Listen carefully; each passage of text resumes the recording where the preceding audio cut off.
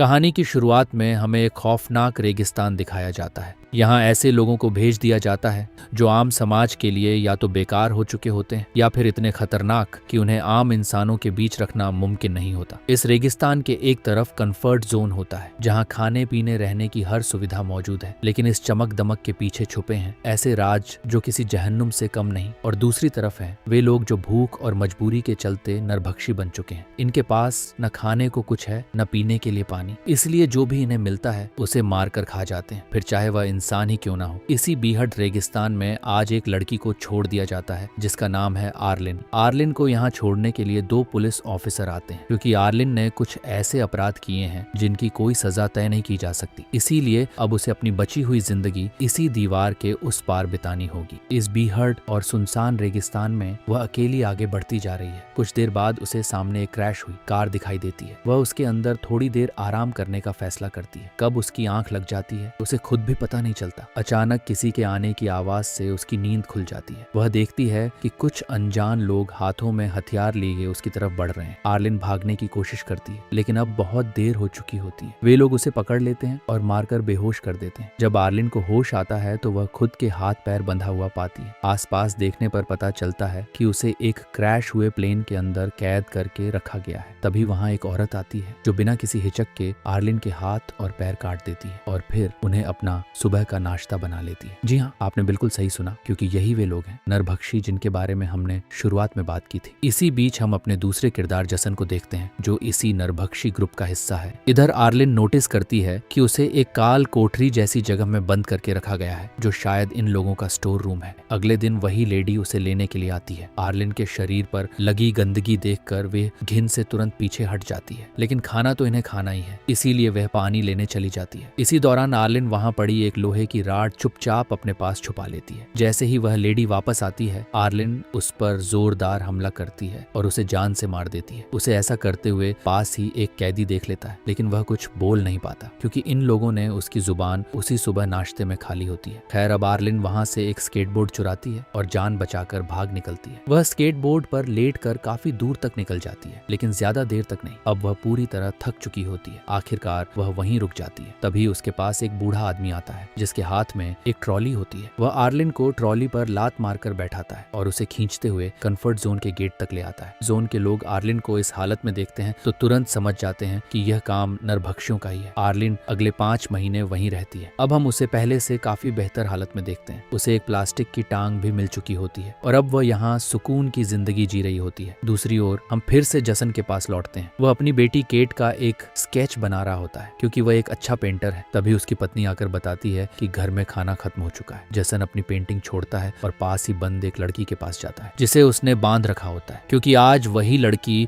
उसके परिवार का खाना बनने वाली होती है। हालांकि वह लड़की उसके सामने हाथ पैर जोड़ती रहती है, लेकिन जसन के दिल में जरा भी रहम नहीं होता। वह एक ही झटके में उसका सिर धड़ से अलग कर देता है और फिर उसके शरीर के छोटे छोटे टुकड़े कर देता है। दूसरी ओर एक सुबह हम आर्लिन को देखते हैं। वह अंदर से पूरी तरह टूट चुकी होती है। उसके कटे हुए हाथ और पैर उसे हर पल उस दर्द की याद दिलाते रहते हैं। अब वह किसी भी हाल में उन नरभक्षियों से बदला लेना चाहती है। इसी इरादे से एक दिन वह बड़ी मुश्किल से एक बंदूक चुरा लेती है। फिर वह कंफर्ट जोन के पीछे वाले रास्ते से बाहर निकल जाती है, वह रास्ता जहां से बहुत कम लोग आते जाते हैं। उधर हम जसन की पत्नी शैलन और उसकी बेटी केट को देखते हैं। दोनों जरूरी सामान ढूंढने के लिए बाहर निकली होती हैं, इस उम्मीद में कि कुछ काम की चीज मिल जाए। कुछ ही देर बाद आर्लिन की नजर उन दोनों पर पड़ जाती है। वह चुपचाप उनके पास जाकर खड़ी हो जाती है। शैलन डर के मारे आर्लिन के सामने हाथ जोड़ लेती है। वह कहती है कि वह उसे कुछ नहीं कहेगी, बस उसे जाने दे क्योंकि उसके साथ उसकी छोटी सी बेटी है। लेकिन जैसे ही आर्लिन को पता चलता है कि शैलन एक नरभक्षी है, उसका गुस्सा फूट पड़ता है। आर्लिन कहती है, मैंने भी तुम लोगों से अपनी जान की भीख मांगी थी, लेकिन तुमने मेरे हाथ और पैर काट लिए थे। और बिना एक पल की देरी किए वह शैलन को वहीं गोली मार देती है। केट कुछ समझ ही नहीं पाती कि उसकी माँ के साथ अचानक क्या हो गया। वह बस सन्न रह जाती है। आर्लिन की नजर उस बच्ची पर पड़ती है। उसे उस पर तरस आ जाता है वह केट को मारती नहीं बल्कि उसे अपने साथ लेकर कंफर्ट जोन वापस आ जाती है। रास्ते में उन दोनों को वही बूढ़ा आदमी देख लेता है। वहाँ केट को एक खरगोश पसंद आ जाता है। आर्लिन उसे खरीद देती है और फिर केट को अपने घर ले जाती है। आर्लिन का मन किसी भी हाल में उस बच्ची को चोट पहुंचाने का नहीं होता, क्योंकि वह जानती है इस सब में केट की कोई गलती नहीं है। दूसरी ओर काफी देर इंतजार करने के बाद जसन घर से बाहर निकलता है। उसकी पत्नी और बेटी अभी तक वापस नहीं आई होती। वह उन्हें ढूंढता हुआ इधर उधर भटकता है। तभी उसकी नजर एक कूड़ेदान पर पड़ती है, जहाँ उसकी पत्नी की लाश पड़ी होती है और कौवे उसे नोच नोच कर खा रहे होते हैं। ये नजारा देखते ही जसन समझ जाता है कि यह किसी ऐसे गिरोह का काम है जो बच्चियों की सप्लाई करता है। तभी उसकी नजर उसी बूढ़े आदमी पर पड़ती है। जसन उसके पास जाता है, अपनी बेटी केट की तस्वीर दिखाता है और पूछता है कि क्या उसने उसे देखा है। बूढ़ा आदमी जवाब देता है हाँ, लेकिन एक शर्त पर। जसन पूछता है क्या शर्त? बूढ़ा आदमी कहता है तुम्हें मेरा भी एक स्केच बनाना होगा, तभी मैं बताऊंगा कि तुम्हारी बेटी कहाँ है। ये सुनकर जसन को गुस्सा आ जाता है, लेकिन वह बेबस होता है। वो वहीं बैठकर बूढ़े आदमी का स्केच बना देता है। इसके बाद बूढ़ा आदमी उसी कागज पर एक शब्द लिख देता है, कॉम्फर्ट जोन। और इधर आर्लिन केट को लेकर एक क्लब में जाती है। इसी दौरान हम केट को देखते हैं। उसके हाथ से उसका खरगोश छूट जाता है और उसे पकड़ने के लिए वह उसके पीछे पीछे चली जाती है। तभी उसके सामने जॉन आ जाता है। वह केट को देख लेता है और उसे अपने साथ अंदर ले जाता है। आर्लिन उसे ढूंढते ढूंढते पार्टी से बाहर निकल जाती है। चलते चलते वह इतनी दूर निकल जाती है कि उसे खुद भी एहसास नहीं होता। उसे यह तक पता नहीं चलता कि उसके बिल्कुल पास जसन खड़ा है। जब अगली सुबह उसकी आंख खुलती है तो वह देखती है कि उसके सामने जसन खड़ा है। जसन के हाथ में आर्लिन का आर्टिफिशियल पैर होता है, जिसके बिना वह चल भी नहीं सकती। इसी बीच जसन उसे अपनी बेटी केट का स्केच दिखाता है और पूछता है कि क्या उसने इस बच्ची को कहीं देखा है। डर के मारे आर्लिन झूठ बोल देती है, नहीं, मैंने इसे कहीं नहीं देखा। वह झूठ इसलिए बोलती है क्योंकि अगर जसन को सच्चाई पता चल गई तो वह उसे जिंदा नहीं छोड़ेगा। लेकिन जसन को आर्लिन की जरूरत भी होती है, क्योंकि अगर कोई भी नरभक्षी कंफर्ट जोन के पास भी आता है तो उसे वहीं गोली मार दी जाती है। इसीलिए जसन आर्लिन के सामने एक डील रखता है। वह कहता है मैं तुम्हें सही सलामत कंफर्ट जोन के अंदर छोड़ दूंगा और तुम्हें कोई नुकसान नहीं पहुंचाऊंगा, लेकिन बदले में तुम मुझे अंदर से मेरी बेटी को ढूंढ कर लाकर दोगी। आर्लिन ये डील मानने को मजबूर हो जाती है, क्योंकि वह कंफर्ट जोन से काफी दूर आ चुकी होती है और अकेले वापस जाना उसके लिए बेहद खतरनाक था। कुछ दूर आगे बढ़ने पर उनके सामने एक आदमी आता है। अब यहाँ अचानक कुछ ऐसा होता है कि जसन आर्लिन को उसके हवाले कर देता है। आर्लिन चीखती चिल्लाती है, लेकिन किसी को कोई फर्क नहीं पड़ता। जैसे ही वह आदमी पीठ घुमाता है, जसन पीछे से आकर उस पर चाकू से वार करता है। वह आदमी वहीं ढेर हो जाता है। इसके बाद जसन उसका एक हाथ काट लेता है। अब ये दोनों फिर से आगे बढ़ने लगते हैं, लेकिन तभी वहाँ एक तेज रेतीला तूफान आ जाता है। मजबूरन दोनों एक तंबू लगाकर वहीं रुक जाते हैं। तूफान धीरे धीरे थमता है, लेकिन तब तक चारों तरफ अंधेरा हो चुका होता है। इसीलिए दोनों वहीं रात गुजारने का फैसला करते हैं। जसन उसी मरे हुए आदमी के हाथ को पकाकर खाता है और वही आर्लिन को भी देता है। दोनों के बीच लंबी बातचीत होती है। वे एक दूसरे को जानने की कोशिश करते हैं। जसन बताता है कि जब वह 16 साल का था तो वह एक बोट के जरिए अमेरिका आया था, लेकिन बॉर्डर पर उसे पकड़ लिया गया क्योंकि वह गैर कानूनी तरीके से देश में घुसा था। तभी से वह इसी इलाके में रहने को मजबूर है। वहीं आर्लिन अपनी कहानी सुनाती है। वह पहले नेशनल सिक्योरिटी एजेंसी NSA में काम करती थी, लेकिन उसे दुश्मन देश के एक आदमी से प्यार हो गया। प्यार में अंधी होकर उसने उसे अपनी कुछ सीक्रेट इंफॉर्मेशन दे दी। जब अमेरिका को इस गद्दारी के बारे में पता चला